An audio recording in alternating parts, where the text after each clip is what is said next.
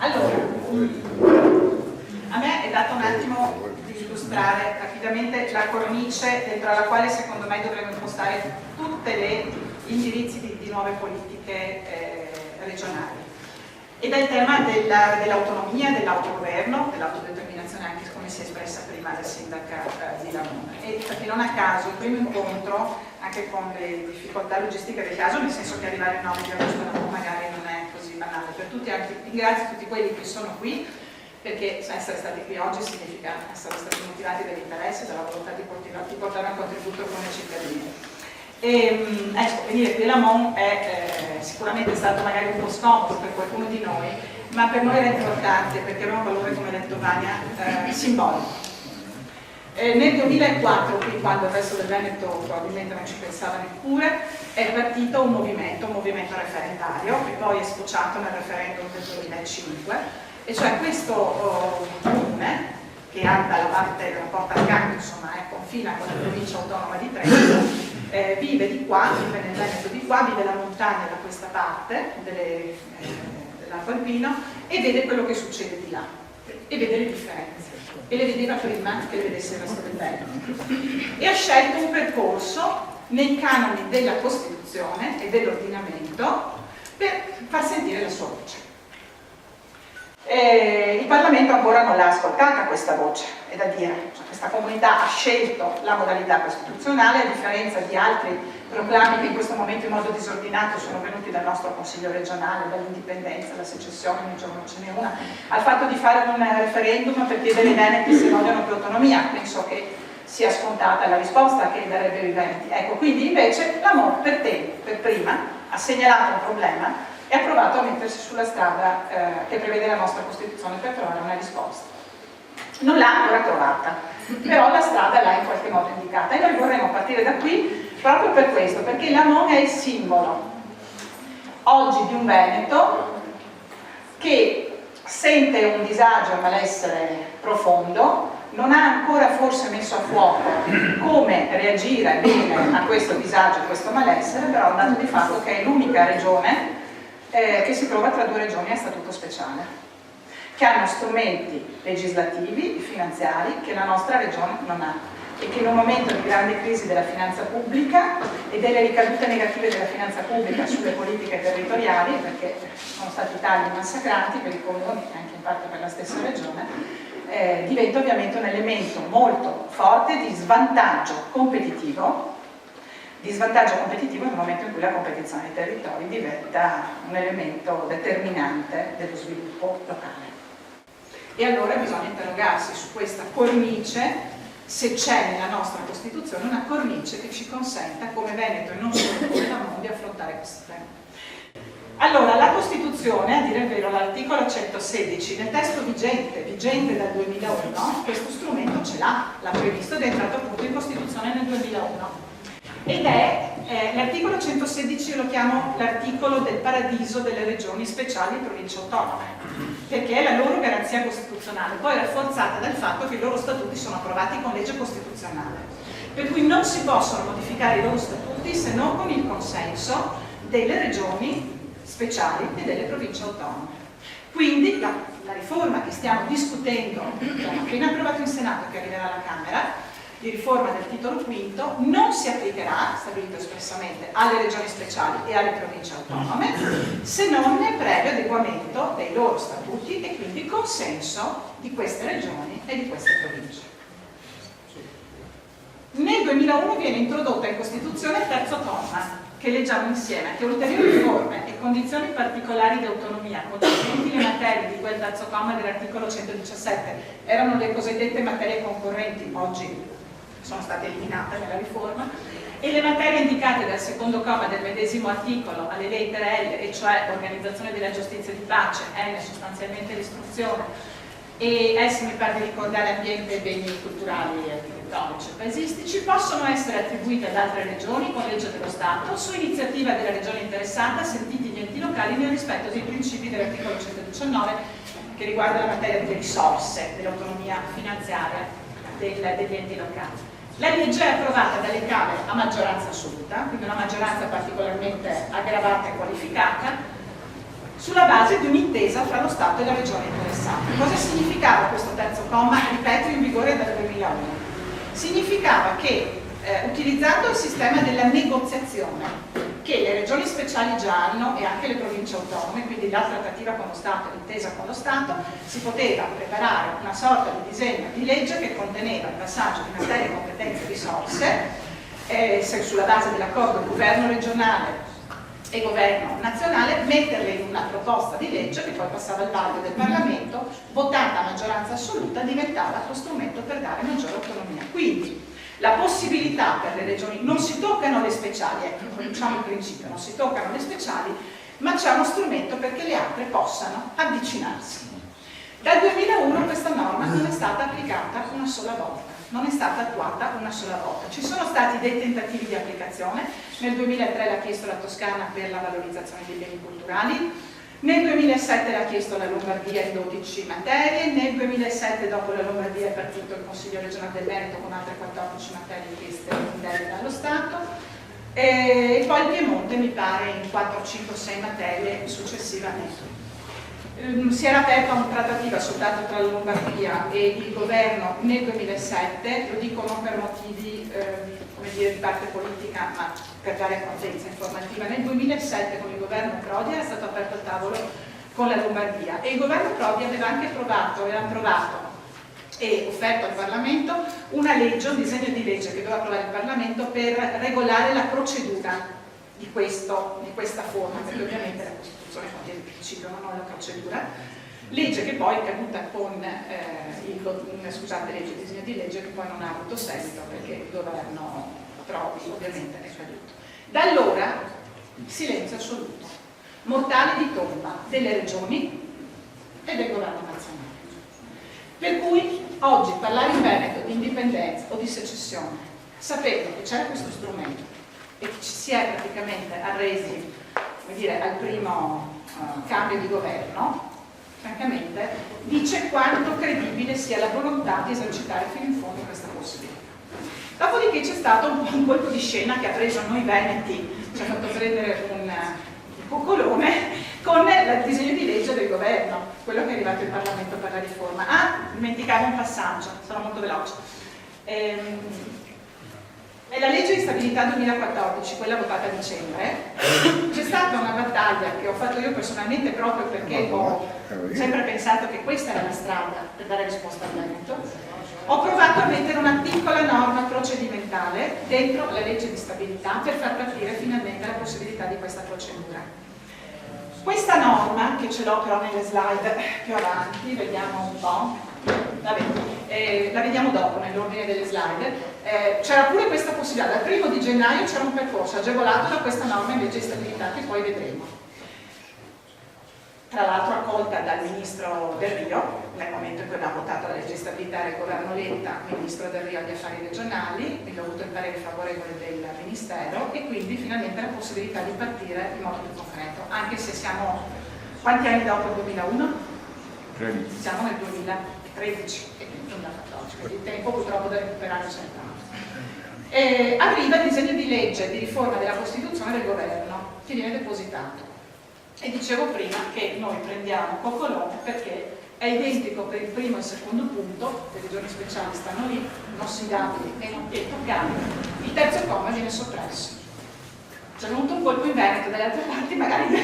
dell'Italia no, ma non in Veneto sì, e quindi ci siamo armati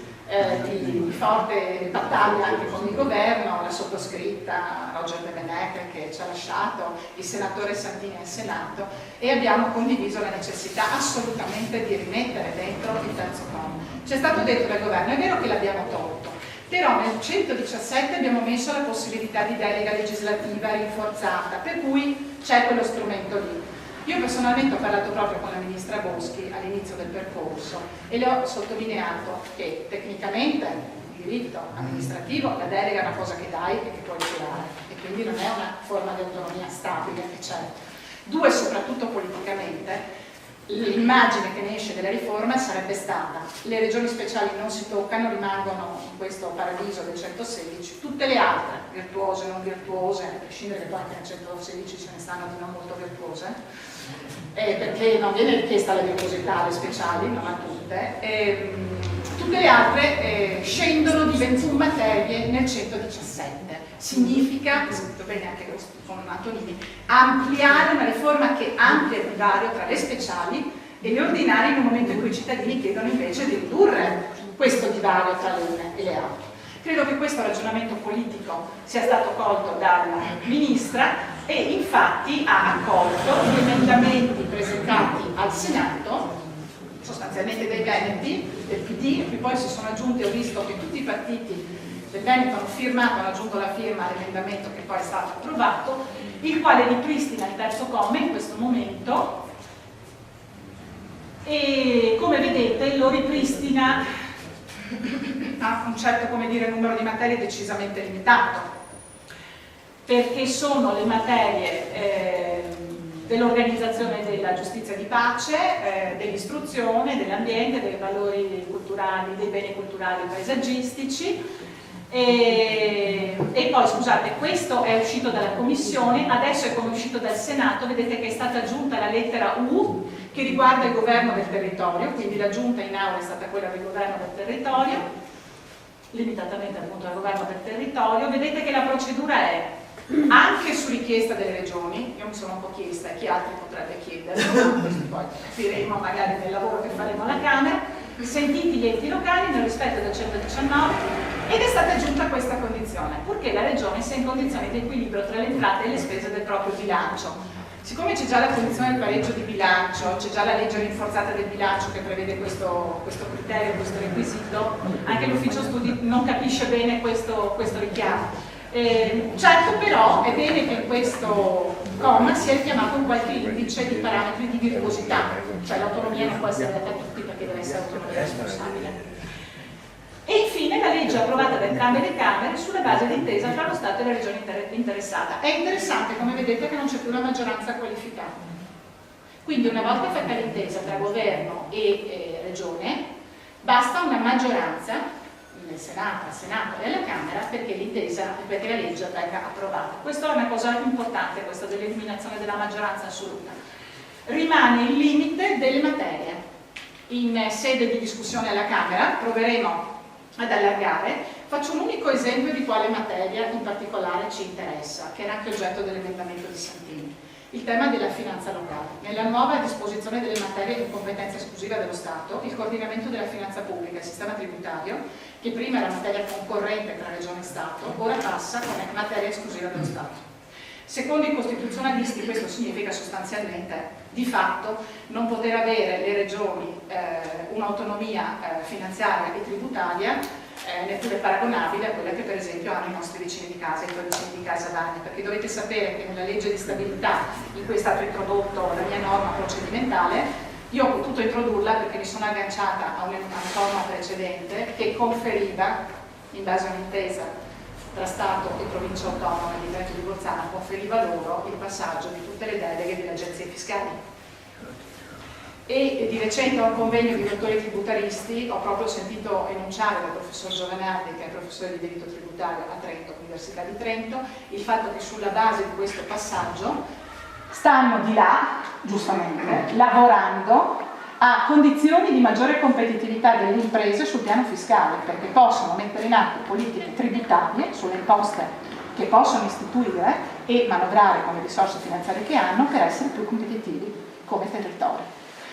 Credo che noi non possiamo permetterci che questo sia uno strumento che viene dato ad altri, siamo felici che ce l'abbiano, ma non è possibile che noi non ce l'abbiamo, perché proprio siamo tra due regioni a statuto speciale, questo diventa fondamentale per un discorso anche di sviluppo per le nostre imprese. Allora questo tema secondo me va aperto alla Camera, dobbiamo tentare di aprirlo. Vi dirò la verità, io che sono profondamente autonomista, però con uno Stato non pesante ma forte, quando si tratta di monitorare, controllare e sostituirsi quando le regioni non fanno, partendo da questa premessa, io credo che qui sarebbe corretto per il Veneto, non parlo di tutti, poi c'è comunque un'intesa con il governo da fare, quindi il governo se non vede le condizioni non la dà la maggiore autonomia, io credo che sarebbe giusto dire che le materie che possono essere chieste da altre regioni come il Veneto debbono essere quelle che possono essere oggetto di autonomia speciale. Non di più e non di meno, una volta dati e inseriti in Costituzione i requisiti di virtuosità della regione che chiede. Questo è un lavoro che faremo e vediamo se ci porterà a migliorare comunque il fatto che lo strumento oggi c'è. E ecco la norma che vi dicevo, sono riuscita a far inserire legge di stabilità grazie alla collaborazione del Ministro Delria. Il governo si attiva sulle iniziative delle regioni ai sensi dell'articolo 116 terzo comma, cioè se una regione chiede maggiore autonomia su alcune materie, il governo si deve attivare, saltato eccolo lì, nel termine di 60 giorni dal ricevimento. Nel termine di 60 giorni deve aprire il tavolo di trattativa con la regione. In più ho anche ottenuto l'inserimento dell'altra disposizione che dice che questa disposizione si applica anche alle iniziative presentate prima della data di entrata in vigore di questa legge, in applicazione del principio di continuità degli organi e delle funzioni. Cosa vuol dire questa norma? Vi ho detto che qualche regione aveva già chiesto prima. Io con questa norma volevo salvare le richieste precedenti sulle quali si può aprire comunque la discussione. Non mi risulta che nessuna regione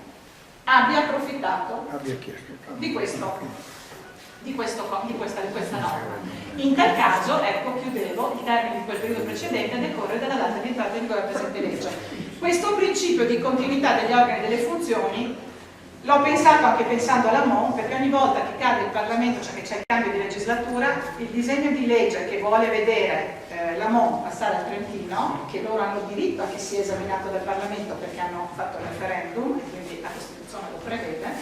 ogni volta cade il disegno di legge e bisogna ricominciare tutto il percorso da capo. Questa cosa dice che quando si chiede può anche cambiare il governo regionale con la maggioranza politica, ma il percorso deve continuare. Vado alla fine. La legge sull'attuazione e sul federalismo fiscale prevede che quando il 116 terzo comma viene attivato, lo Stato deve anche prevedere l'assegnazione delle risorse finanziarie alla regione per esercitare le competenze. Questa è la norma che vi dicevo, sulla quale mi sono agganciata per le province autonome di Trento e di Bolzano, che vedete è finalizzata, in base all'intesa che hanno fatto, a rivedere tutte le competenze in materia di finanza locale, ed è per quello che prima vi ho fatto questo esempio su come per noi sia indispensabile non solo l'autonomia, ma anche questo canale aperto anche a ulteriori materie, compresa quella della finanza locale. Basta, mi fermo qui perché questa è una seconda parte, avevo pensato, ma avendo preso tempo all'inizio mi fermo. Io direi che questo, e chiudo, adesso sono stata un po', se volete, tecnica e giuridica, ma era per dimostrare che gli strumenti ci sono, che le istituzioni regionali, il Consiglio regionale, la Giunta regionale non le hanno utilizzate, e quando le hanno utilizzate nel 2007 le hanno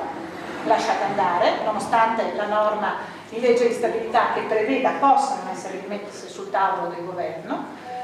E quindi credo che davvero ci sia molto da fare e che una definizione di politiche pubbliche per il Veneto oggi non possa prescindere da questa cornice, da un grande progetto di apertura con il governo nazionale in modo paritetico ed autorevole, e non vedendo nel governo nazionale sempre un avversario, cosa che ci penalizza, vi dico la verità, molto come parlamentari del Veneto in Parlamento. Siamo sempre visti come quelli che sono contro, che si lamentano, che fanno i piagnistei. Ecco, no, noi abbiamo l'autorevolezza per esigere, per quello che è il governo del Veneto, per come fabbisogni e costi standard misurati anche di recente dalla SOSE per i nostri enti locali, ci dicono che abbiamo titolo per chiedere maggiore autonomia, maggiore autogoverno, e abbiamo la necessità di farlo per i nostri cittadini, famiglie e imprese, perché non potremo reggere la competitività dei territori con cui confiniamo senza questi strumenti indispensabili. E chiudo, anche i principi dell'autonomia speciale, anche i principi dell'autonomia responsabile chiedono e sono sottordinati al principio di cui all'articolo 3 della Costituzione, il principio di uguaglianza. Oggi il divario tra speciali e ordinari, con particolare riferimento anche al Veneto, è un'evidente e palese violazione del principio di uguaglianza della nostra Costituzione, di quell'articolo 3. Questo è un grande lavoro da fare. Grazie.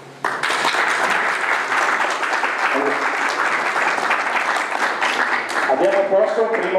primo tema, tra l'altro anche in ordine alfabetico, sarebbe il primo perché autonomia, questa agenda.